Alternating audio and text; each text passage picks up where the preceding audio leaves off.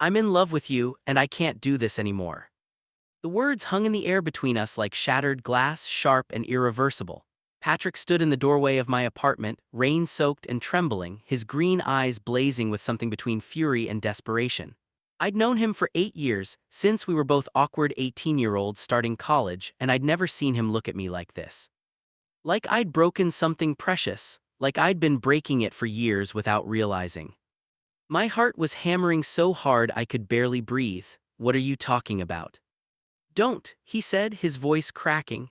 "Don't pretend you don't know. I've been in love with you since sophomore year, Nolan, and I've watched you date everyone else, pretend we're just friends, act like there's nothing between us when we both know that's a lie." I stood frozen in my living room, my mind racing, my whole world tilting on its axis. Because he was right. God help me, he was right.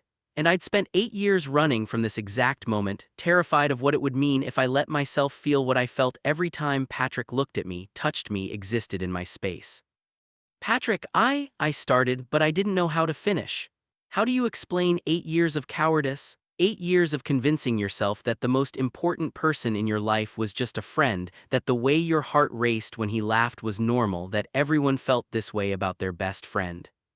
"Forget it," he said, stepping back into the hallway. "I shouldn't have come, I needed you to know, I needed to stop pretending." His voice dropped to barely a whisper. "I needed to stop waiting for you to choose me." He turned to leave and something in me snapped. 8 years of fear, of denial, of lying to myself and to him, all of it shattered in that moment. I crossed the room in 3 strides and grabbed his wrist, pulling him back. "Wait," I said desperately, "just wait, please." Patrick turned back and I saw tears mixing with the rain on his face. "Why, so you can let me down easy? So you can tell me we're better as friends? I've heard it all before, Nolan, from you. Every time I got close to saying something, every time I thought maybe you felt it too, you'd pull away and remind me how much you valued our friendship." I got the message. "You didn't," I said, my own voice shaking now. "You didn't get the message because I was too much of a coward to send the right one." I was still holding his wrist, feeling his pulse racing under my fingers. "You want to know the truth? I've been terrified of you for 8 years. Terrified of how I feel when you're around. Terrified that if I admitted it, even to myself, everything would change and I'd lose you." Patrick went very still. "What are you saying?" "I'm saying you're right about all of it." The admission felt like jumping off a cliff. "I'm saying I've been lying to myself for 8 years because I was too scared to be honest. I'm saying," my voice broke, "I'm saying I'm in love with you too, and I have been for so long I don't remember what it feels like not to be." For a moment, neither of us moved. We just stood there in my doorway, staring at each other, 8 years of unspoken feelings finally laid bare between us. Then Patrick closed the distance between us and kissed me like he'd been drowning and I was air. I kissed him back with 8 years of longing, 8 years of denial, 8 years of pretending the most important person in my life was just a friend. His hands were in my hair, mine were gripping his jacket, and nothing had ever felt more right or more terrifying. When we finally pulled apart, both breathing hard, Patrick rested his forehead against mine. "Don't break my heart," he whispered. "I've been holding it out to you for 8 years. If you're going to take it now, you can't break it." "I won't," I promised, knowing even as I said it that everything had just changed. Knowing that we'd crossed a line we could never uncross. Knowing that I'd just risked the most important friendship of my life on the hope that we could be something more. Knowing that I'd never been more terrified or more certain of anything in my entire life. But to understand how we got here, to this moment in my doorway with rain-soaked confessions and desperate kisses, you need to understand where we started. You need to understand 8 years of friendship, of almost moments, of carefully maintained boundaries that were always on the verge of collapse. You need to understand how Patrick became my everything, even when I was too scared to admit it. 8 years earlier, I met Patrick on the first day of freshman orientation at UC Berkeley. I was sitting alone in a lecture hall, trying to look like I had my life together while internally panicking about being away from home for the first time, when someone dropped into the seat next to me with a cheerful, "This seat taken." I looked up and saw a guy about my age with messy red hair, bright green eyes, and a smile that made my stomach do an unexpected flip. "All yours," I managed to say. "Patrick," he said, extending his hand. "Engineering major from Portland, completely terrified but trying not to show it." His honesty was disarming. I shook his hand, feeling an unexpected warmth at the contact. Nalen, computer science, from Sacramento, also terrified. Thank God, Patrick said with genuine relief. Everyone else seems to have it all figured out already. It's nice to meet someone who's willing to admit they're freaking out. We spent the rest of orientation together, and by the end of the week we were inseparable. Patrick had this energy about him, this genuine enthusiasm for everything that drew people in. He made friends easily, but he always came back to me. We'd study together in the library, grab late-night food at the student union, watch terrible movies in one of our dorm rooms when we needed a break from classes. It felt easy, natural, like we'd known each other forever instead of just weeks. I told myself that's all it was, an easy friendship with someone who got me. I ignored the way my heart raced when Patrick laughed at my jokes. Ignored how I'd find excuses to sit close to him, how I'd memorize the little details of his life, how his absence felt like missing a limb. I'd known I was gay since high school, though I'd never told anyone. Growing up in a conservative family in Sacramento, it had seemed safer to stay quiet, to date girls occasionally to keep up appearances, to wait until college to figure out who I really was. But even knowing I was gay, even being away from home and free to explore that part of myself, I couldn't let myself think of Patrick that way. He was my best friend, my anchor in a new and overwhelming world. I couldn't risk that by catching feelings. Except I'd already caught them. I'd caught them the first day when he'd smiled at me and made me feel less alone. I just refused to acknowledge it. Patrick, meanwhile, seemed completely comfortable in his own skin. He came out casually during a late-night conversation about a month into freshman year, mentioning an ex-boyfriend from high school like it was the most natural thing in the world. I'd felt my heart simultaneously soar and sink. Soar because it meant Patrick was gay, sink because it meant I had to confront why that mattered to me. "What about you?" Patrick had asked, stretched out on my dorm room bed while I sat at my desk. "Any tragic high school romances in your past?" I'd hesitated, then said, "I'm gay, but I haven't really dated anyone seriously." Patrick had grinned. "Well, Berkeley's a good place to change that, lots of cute guys here." The conversation had moved on, but I remembered feeling relieved and disappointed all at once. Relieved that Patrick knew that I didn't have to hide that part of myself from him. Disappointed that he seemed to see me as just a friend, someone to give dating advice to rather than someone to date. Sophomore year, Patrick started dating a guy named Marcus from his engineering program. I told myself I was happy for him. I went on double dates with them, bringing whatever guy I was casually seeing at the time, and pretended my chest didn't ache every time I saw Marcus's hand in Patrick's. Pretended I didn't lie awake at night imagining what it would be like if Patrick looked at me the way he looked at Marcus. Marcus was good-looking, smart, seemed to genuinely care about Patrick. I had no legitimate reason to dislike him. But I did. I resented every story Patrick told about their dates, every time Patrick chose to spend time with Marcus instead of me, every casual display of affection that reminded me I wasn't the most important person in Patrick's life anymore. "You okay?" Patrick asked me one night after Marcus had left. We were in Patrick's apartment. He'd moved off campus sophomore year, and I'd been quieter than usual all evening. "Fine," I lied. "Just tired." Patrick studied me with those perceptive green eyes. "You've been weird all semester. Is something going on?" Yes, I wanted to say, "I'm in love with you and watching you be happy with someone else is killing me." Instead, I said, "Just stressed about classes, you know how it is." He'd accepted the explanation, but I could tell he didn't quite believe me. Patrick had always been able to read me better than anyone else. It was one of the things I loved about him, how he saw past my careful defenses to the person underneath. It was also terrifying because it meant I had to work twice as hard to hide what I was really feeling. Marcus and Patrick broke up at the end of sophomore year. Patrick was devastated, spending weeks on my couch eating ice cream and analyzing what went wrong. I comforted him, let him cry on my shoulder, told him he'd find someone better. All while a shameful part of me was relieved that Marcus was gone, that I had my best friend back. "I really thought he was it, you know," Patrick said one night, his head on my shoulder as we watched some mindless TV show. "I thought we had something real." "You'll find it again," I said, trying to ignore how right it felt to have him pressed against me. "You're amazing, Patrick. Someone's going to see that and never let you go." "Yeah," he tilted his head to look up at me and our faces were suddenly inches apart. "You think so?" My heart stopped. For one infinite moment I thought about closing the distance between us, about finally being honest about how I felt, about taking a chance on the most important person in my life. Instead, I pulled back slightly and said, I know so, you're my best friend, Patrick. If I could see how incredible you are, someone else will too. Best friend? I saw something flicker in his eyes, disappointment maybe, before he smiled and turned back to the TV. Thanks, Nolan, I don't know what I'd do without you. I'd chosen safety over truth. It was a choice I'd make over and over again for the next 6 years. Junior year, I dated a guy named Alex for a few months. He was nice enough, pre-med student, good-looking, made me laugh. But every time we were together, I found myself comparing him to Patrick. The way Alex laughed wasn't quite as genuine. His observations about movies weren't quite as insightful. Being with him didn't feel quite as right as sitting in comfortable silence with Patrick.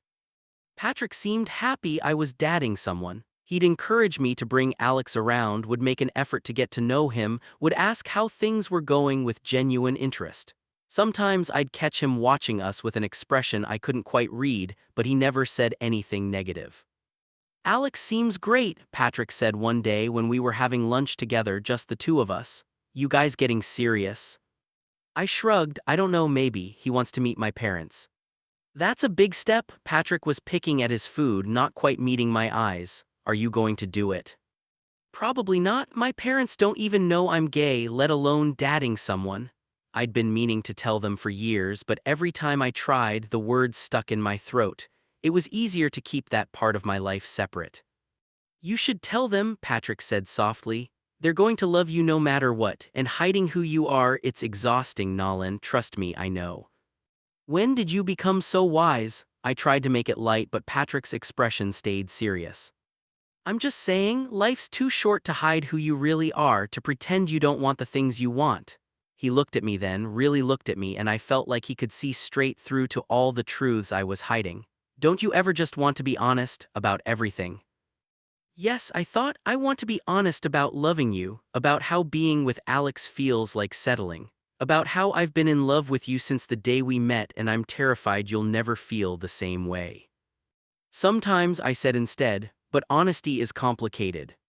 Patrick held my gaze for a long moment, something unspoken passing between us. Then he looked away. Yeah, it is.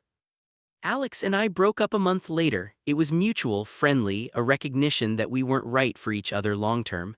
Patrick was there to help me process it, even though there wasn't much to process. I hadn't loved Alex. I'd tried to, but my heart had already been given to someone else. Senior year, Patrick dated a series of guys, none of them lasting more than a few weeks. I dated casually but never seriously, unable to commit to anyone when the person I really wanted was my best friend. We fell into a routine of being each other's plus ones to events, of spending most of our free time together, of building a life that looked like a relationship in every way except the one that mattered. People assumed we were together. Friends, classmates, even strangers would refer to us as a couple and we'd laugh it off and correct them. But I noticed that the corrections started to sting, that every time someone asked if we were dating and we said no, it felt like lying. Why do you think people always think we're together? Patrick asked one night. We were at a party and someone had just congratulated us on our anniversary. Probably because we're always together, I said, taking a sip of my drink to hide my expression. We act like a couple, we just aren't one. Right, Patrick's voice was flat, just friends like we've always been. There was something in his tone that made me look at him more closely. He was staring across the party, his jaw tight, and I wondered what he was thinking. If he was as tired of the pretense as I was, if he ever wanted to stop correcting people and just let them believe what they wanted to believe. But I didn't ask, because I was afraid of the answer, afraid that he'd say no, that he really did just see me as a friend. Or worse, afraid that he'd say yes and I'd have to finally be brave enough to do something about the feelings I'd been hiding for years. We graduated and both got jobs in San Francisco, Patrick at an engineering firm, me at a tech startup. We got apartments in the same neighborhood, kept up our routine of constant contact, kept being mistaken for a couple and correcting people who assumed we were together. And I kept loving him, kept watching him date other people and pretending it didn't hurt. Kept being his best friend while wanting to be so much more. Present day, 6 months before the confession. I think I might be in love with him. Patrick said it casually, like he was commenting on the weather while we were having dinner at our favorite Thai restaurant, but the words hit me like a physical blow. With who? I managed to ask, even though my chest felt like it was caving in. Ethan, the guy I've been seeing for the past month. Patrick was smiling, that soft smile he got when he was really happy about something. I know it's fast, but there's something different about him, something real. Ethan, I'd met him twice, tall, dark-haired, charming in an effortless way that I immediately resented. Patrick had been seeing him for a few weeks, but I hadn't realized it was serious. Hadn't let myself think about it becoming serious. That's great, I said, the words tasting like ash in my mouth. I'm happy for you. Patrick looked at me, his expression shifting. You don't sound happy. I am, really, I forced a smile. If you're happy, I'm happy. You deserve someone great, Patrick. But he knew me too well, could always tell when I was holding something back. No, but just, I struggled to find words that weren't a confession I wasn't ready to make. Just make sure he knows how lucky he is, that's all. Patrick reached across the table and squeezed my hand. You're my best friend, Nolan. Your opinion matters to me. If you don't like Ethan, if something feels off to you. I barely know him, I interrupted, pulling my hand back. You like him, that's what matters.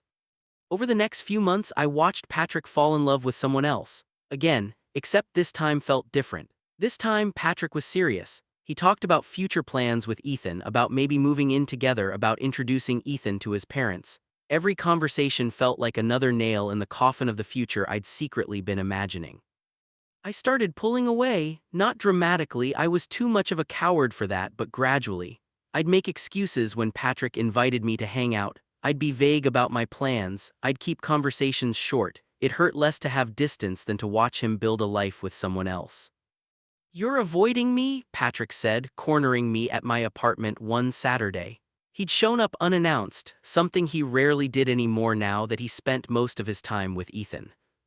I'm not avoiding you, I've just been busy. Bullshit, Patrick's eyes were intense, searching my face. You've been weird for months, ever since I started dating Ethan. Did he do something? Did I do something? No, everything's fine.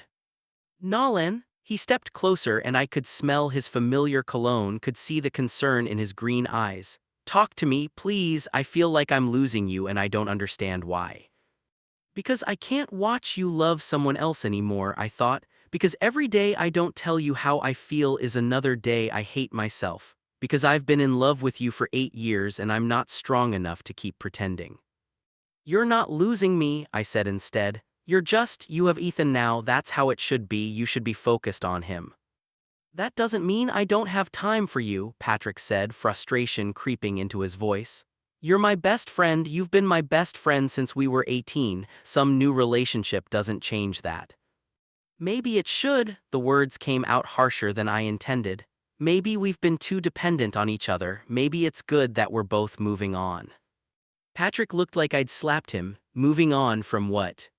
From this, from us, from whatever we are that isn't what I want us to be. From college, I said weakly, we're adults now, we have our own lives. I don't want a life that doesn't include you, Patrick said quietly. Nolan, he stopped, seeming to struggle with something. You're the most important person in my life, that hasn't changed.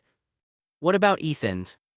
He's great, I care about him, but you've been in my life for 8 years, you know me better than anyone. I need you in my life, Nolan, I don't understand why you're pushing me away.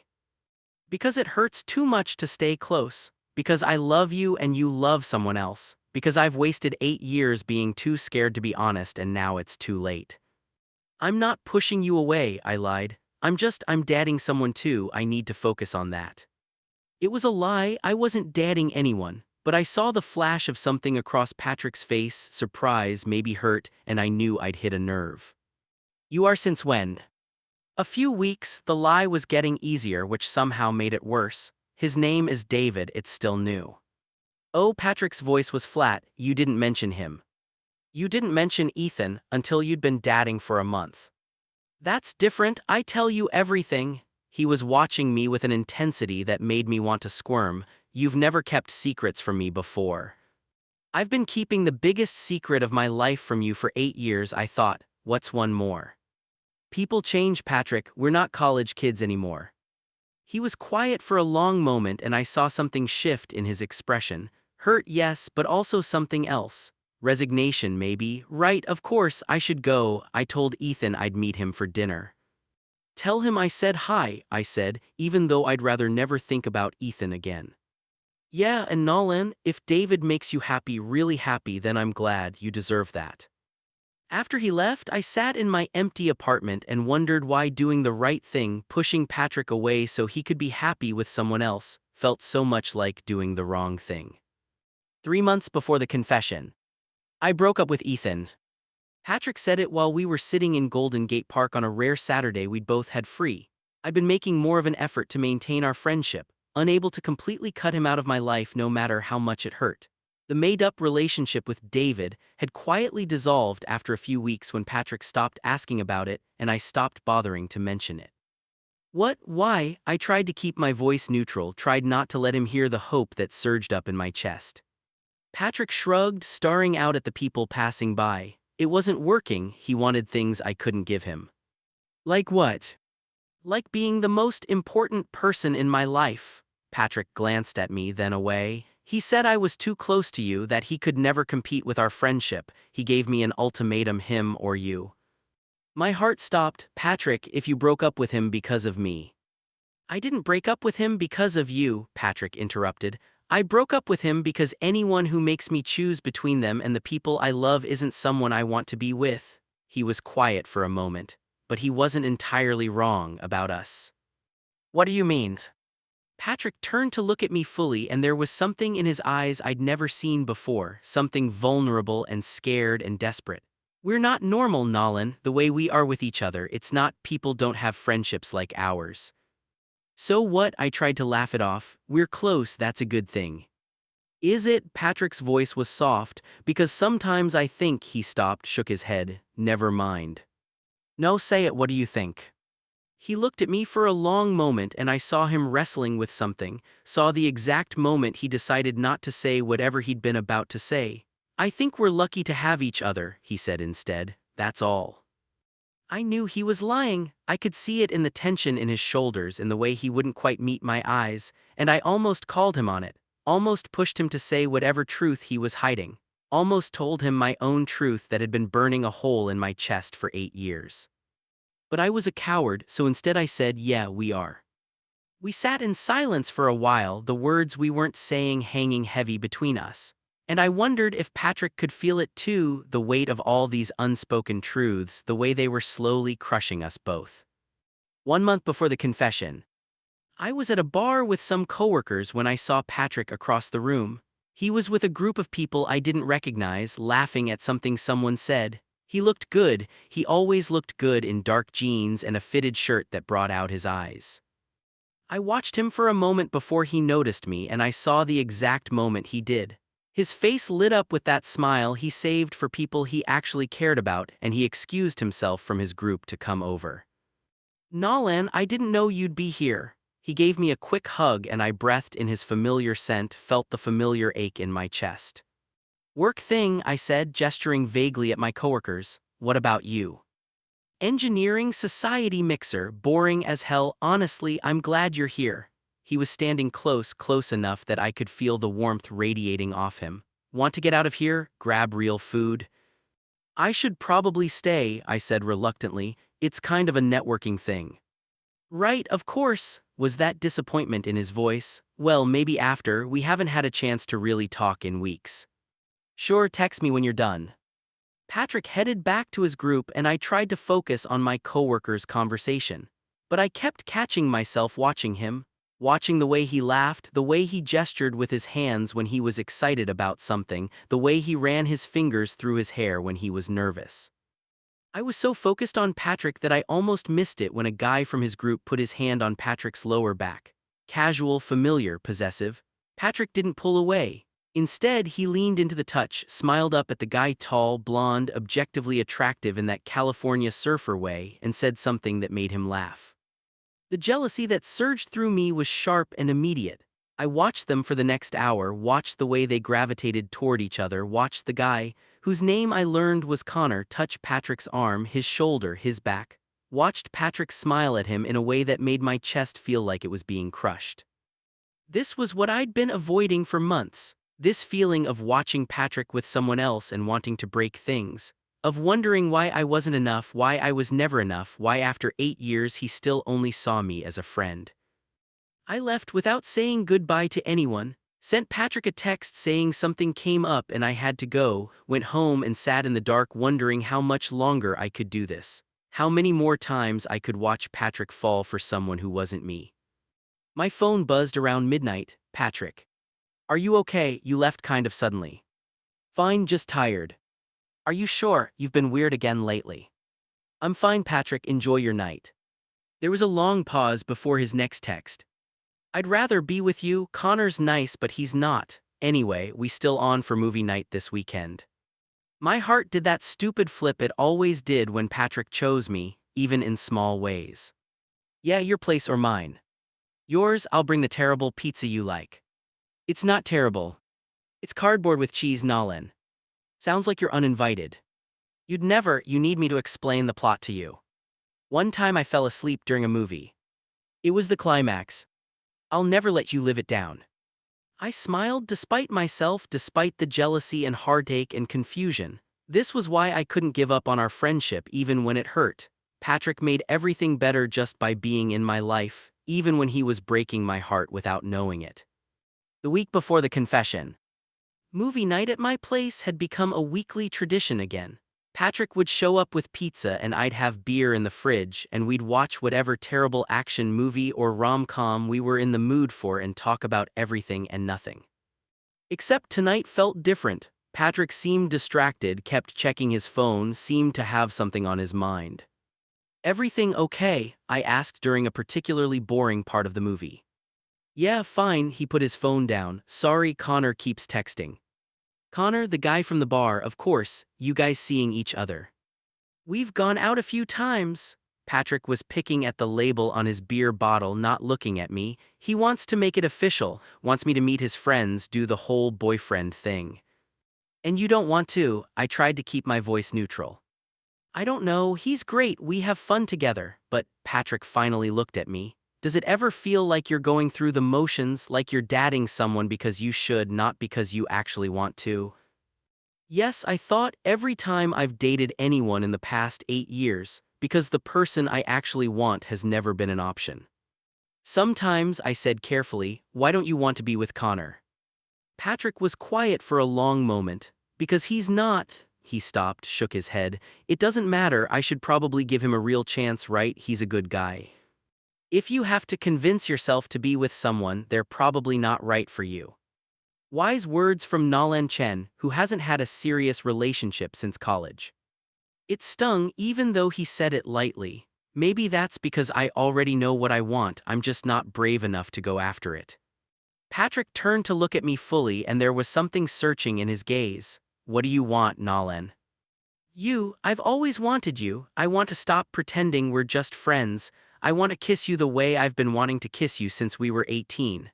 I want to build a life with you instead of watching you build one with someone else. To finish this terrible movie, I said instead, turning back to the screen, and to get you to admit that my pizza is not cardboard. I felt Patrick's eyes on me for a moment longer before he turned away. It's definitely cardboard, he said, but his voice sounded off, disappointed maybe. We finished the movie in near silence, the easy comfort we usually shared replaced by a tension I didn't know how to break. When Patrick left, he hugged me at the door like he always did, but he held on a little longer than usual. Nolan, he said, his face still pressed against my shoulder. Yes. If I asked you something important, would you give me an honest answer? My heart started racing, of course.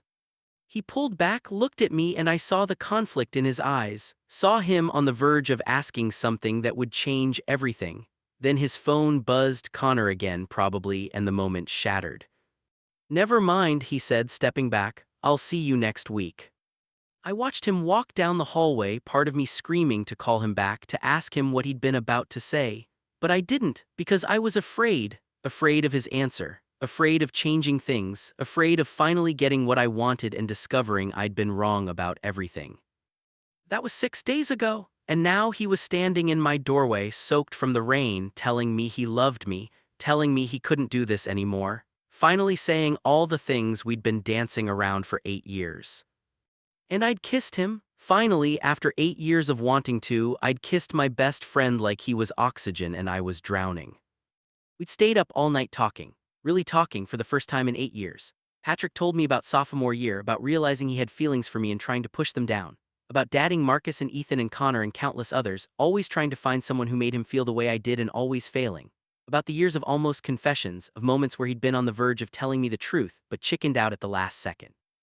I told him about my side of it, about falling for him the first day we met and being too scared to acknowledge it, about the jealousy that had eaten me alive every time he dated someone else, about convincing myself for 8 years that being his friend was enough, even when it was slowly killing me. "Why didn't you tell me?" Patrick asked as we lay tangled together on my couch, exhausted but unwilling to stop touching each other, as if physical contact could make up for 8 years of distance. "I was scared," I admitted. "Scared you didn't feel the same way, scared of ruining our friendship, scared of wanting something I couldn't have." "You've always had me," Patrick said softly. "I've been yours since the day we met, I just didn't know if you wanted me to be. I've wanted nothing else for 8 years." Patrick kissed me then, slow and sweet, and it felt like coming home, like everything I'd been missing without knowing what I was missing. "So what now?" he asked when we finally pulled apart. "Now we do this right," I said. "No more hiding, no more pretending, we're together, really together." "What about Connors? What about him?" "I need to tell him it's over, properly, I mean, he deserves that." Patrick traced patterns on my chest absently. "Though honestly he probably saw this coming. He said I talked about you too much, that it was obvious I had feelings for you even if I wouldn't admit it." "Smart guy." "Yeah," Patrick smiled, "but not the right guy, that was always you, Nolan." We fell asleep on my couch that night, wrapped around each other, and I woke up with the sun streaming through my windows and Patrick's head on my chest and the overwhelming certainty that everything had finally fallen into place. 3 months later. "Your parents are going to hate me." Patrick was packing in my apartment, nervous in a way I rarely saw him. We were supposed to drive to Sacramento in an hour so I could introduce him to my family. As my boyfriend, the word still made my heart race every time I thought it. "They're going to love you," I said for the 10th time. "You're charming and successful and you make me happy, what's not to love?" "I'm the reason their son has been lying to them for 8 years." I stood and caught Patrick mid-pace, putting my hands on his shoulders. "I'm the reason I've been lying to them, that's on me, not you, and I'm done lying, I'm done hiding who I am and who I love." Patrick's expression softened. "You love me." "Of course I love you, I've loved you for 8 years, we've established this." "I know, but," he smiled, that bright smile that still made my stomach flip. "I like hearing you say it." "I love you, Patrick Riley," I said, pulling him closer. "I'm in love with you, I want to build a life with you, and I want my parents to know that. Even though they might not accept it." "Even though," I kissed him softly. "But I think they will, and if they don't, we'll deal with it together, that's what we do now, right? We deal with things together." Patrick kissed me back, deeper this time, and for a moment I forgot we were supposed to be leaving. Then he pulled back with a laugh. "We should go, we're going to be late." "We could be later," I suggested, my hands sliding under his shirt. "Nolan Chen, are you trying to delay the inevitable through sex? Is it working?" "Almost," Patrick stepped back, grinning, "but we're going, you've put this off long enough." The drive to Sacramento was a mix of comfortable silence and nervous chatter. Patrick held my hand the whole way, his thumb tracing patterns on my skin. Every so often I'd glance over at him and still be amazed that this was real, that after 8 years of wanting, I finally got to have him. "What are you thinking about?" Patrick asked, catching me looking. "How happy I am, how lucky I am, how I can't believe I almost let my fear win." "We both almost let fear win," Patrick said, "but we didn't, we were brave, finally." My parents were waiting when we pulled up. They already knew I was bringing Patrick. I'd told them about him years ago as my best friend and they'd always liked him. What they didn't know was that he was now my boyfriend. Dinner started normally enough. My parents asked about our jobs, about San Francisco, about mutual friends. We kept things light, friendly, the same kind of conversation we'd had dozens of times before. But I could feel Patrick's tension. Could see him waiting for me to say something. Finally, over dessert, my mom asked, "So Nolan, are you seeing anyone? Your father and I were starting to wonder if you'd ever settle down." This was it, the moment I'd been avoiding for years. I felt Patrick's hand squeeze mine under the table, giving me courage. "Actually, yes, I'm seeing someone." I took a breath. "Mom, Dad, Patrick and I are together. We've been dating for a few months now." The silence that followed felt eternal. My parents looked at each other, then at us, then at our joined hands on the table. I braced myself for anger, for rejection, for all the worst-case scenarios I'd been imagining for years. Then my mom smiled. "About time." What? I wasn't sure I'd heard correctly. "We've been wondering when you two would figure it out," my dad added. "You've been looking at each other like that since college." Patrick and I exchanged glances, equally stunned. "You knew?" I asked. "We suspected," my mom said. "The way you talked about Patrick, the way you were always together, it seemed like more than friendship. And when you came out to us last year." I hadn't come out to them. I'd never told them I was gay. My mom looked confused. "You sent us that long email about being gay and being sorry you hadn't told us sooner. It was very heartfelt. We wrote back saying we loved you and supported you no matter what." I turned to Patrick, who had the grace to look sheepish. "You sent my parents an email saying I was gay." "You were never going to do it," he defended. "And they deserve to know, so I may have drafted an email from your account and sent it, then deleted their response before you could see it so you wouldn't know." "Patrick." I know it was wrong, but Nolan, you'd been torturing yourself over it for years. I couldn't watch you keep hiding anymore." He turned to my parents. "I'm sorry for the deception, I just wanted Nolan to be able to be himself." My dad laughed. "Don't apologize, it was a good email, very honest. We appreciated it, even if we figured out pretty quickly it wasn't actually from Nolan." "How did you know?" I asked, still processing this. "You never use that many exclamation points," my mom said simply. "And the phrasing sounded like Patrick. We've heard you quote him enough times over the years." Patrick was blushing now, embarrassed but also smiling. I didn't know whether to be angry or grateful, probably both, definitely both. "So you're okay with this?" I gestured between Patrick and me. "With us?" "Honey, we just want you to be happy," my mom said, reaching across the table to squeeze my free hand. "And you've never seemed as happy as you are when you're with Patrick. We could see it even when you couldn't." The relief that washed over me was overwhelming. I'd spent years terrified of this conversation, of losing my parents' love and acceptance. And they'd known the whole time. They'd been waiting for me to trust them enough to tell them myself. "Thank you," I said, my voice thick with emotion. "Both of you, I should have told you years ago." "You told us when you were ready," my dad said. "That's what matters." Later, as Patrick and I were getting ready to drive back to San Francisco, my mom pulled me aside. "He's good for you," she said, watching Patrick load our bags into the car. "He makes you braver, more yourself. Don't let him go, Nolan." "I won't," I promised. "I spent 8 years being too scared to reach for what I wanted. I'm done being scared." On the drive home, Patrick was quieter than usual. I could tell something was on his mind. "You okay?" I asked. "I can't believe I sent that email," he said, shaking his head. "I convinced myself I was helping, but really I just didn't want to watch you torture yourself anymore. Was it too much? Did I overstep?" I thought about it, about 8 years of hiding, of being too scared to be honest with the people I loved. About how Patrick had always seen me more clearly than I saw myself, had always pushed me to be braver. "Yeah, you overstepped," I said honestly. "But I'm also grateful you did. I might never have come out to them otherwise, and they took it well, partially because you wrote a really good email, apparently." Patrick smiled slightly. "I may have workshopped it a lot, I wanted to get it right." "You've always wanted the best for me," I said softly. "Even when it meant doing things I was too scared to do myself. That's one of the reasons I love you." "One of the reasons? What are the others?" "Your terrible taste in pizza, your ability to make me laugh even when I'm miserable, the way you see straight through all my defenses, the way you make me want to be braver, more honest, more myself." I glanced over at him. "Should I keep going?" "Please do, my ego needs it." I laughed, reaching over to take his hand.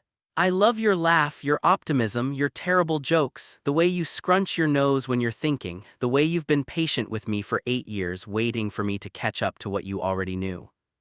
Patrick brought my hand to his lips, kissing my knuckles. Worth the wait, he said simply. 6 months later.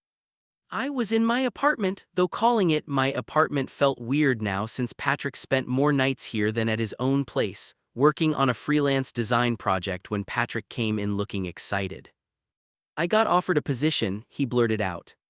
I looked up from my laptop. That's great. Where? New York. It's a senior engineer role at a firm that does sustainable building design. It's everything I've ever wanted professionally. He was bouncing slightly on his toes the way he did when he was nervous excited. The pay is incredible. The projects are amazing. It's a huge opportunity. But I could hear the hesitation in his voice. But it's in New York, and you're here, and your job is here, and I don't want to do long distance. I don't want to be away from you. He sat down next to me, taking my hands. So I need to know, would you ever consider moving? Not right now necessarily, but someday. Is that something you could see in our future? I thought about San Francisco, about the life I'd built here, the job I had, the apartment I'd lived in for years. I thought about what it would mean to leave all that behind. Then I thought about Patrick, about building a life together instead of parallel lives in the same city, about taking a risk on something new instead of staying safe in what I already knew. I could see it, I said slowly. My job is fully remote now anyway. I could work from anywhere, and honestly I've been thinking lately that I'm ready for a change. San Francisco has been good to me, but I'm not sure it's where I want to be forever.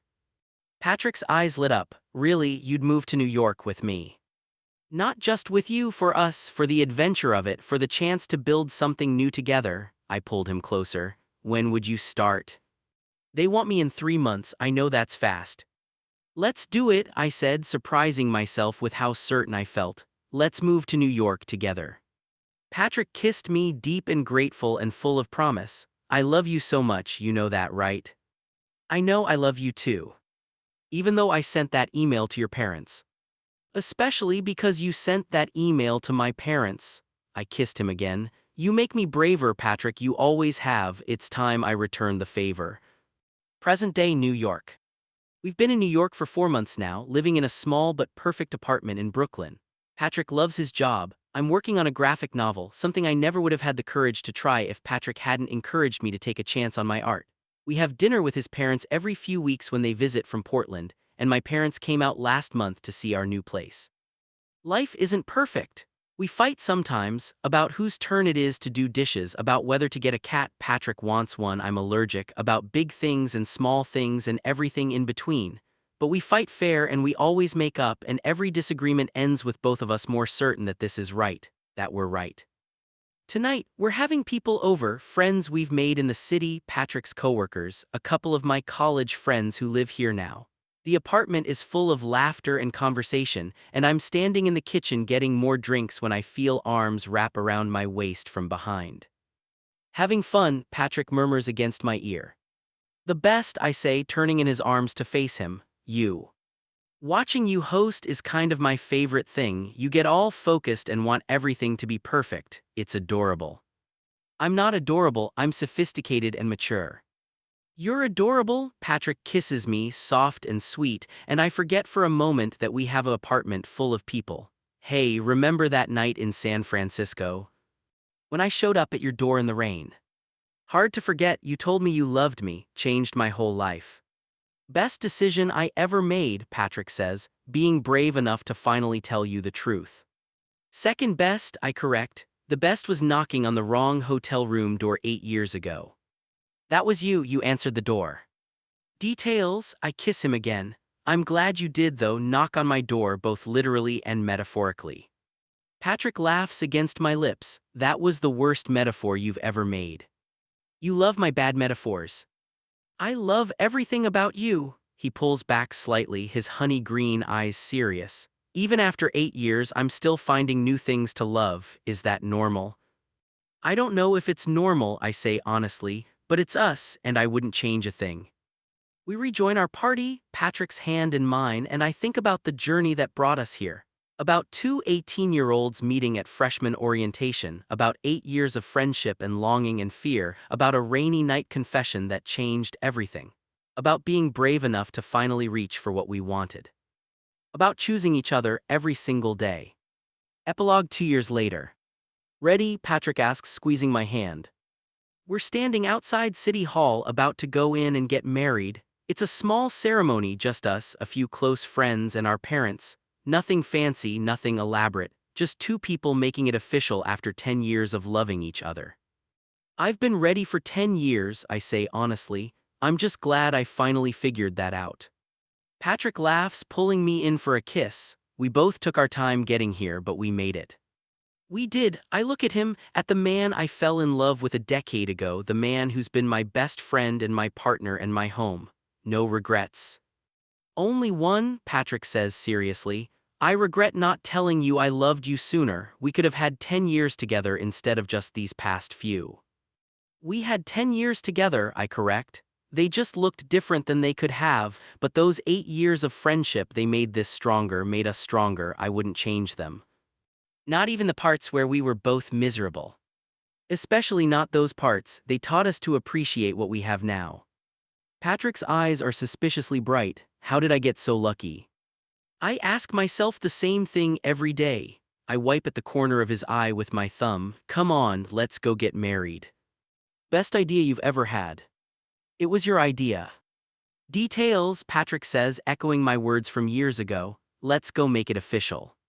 We walk into City Hall hand in hand, ready to promise forever to each other, ready to keep choosing each other every single day, ready for whatever comes next as long as we face it together.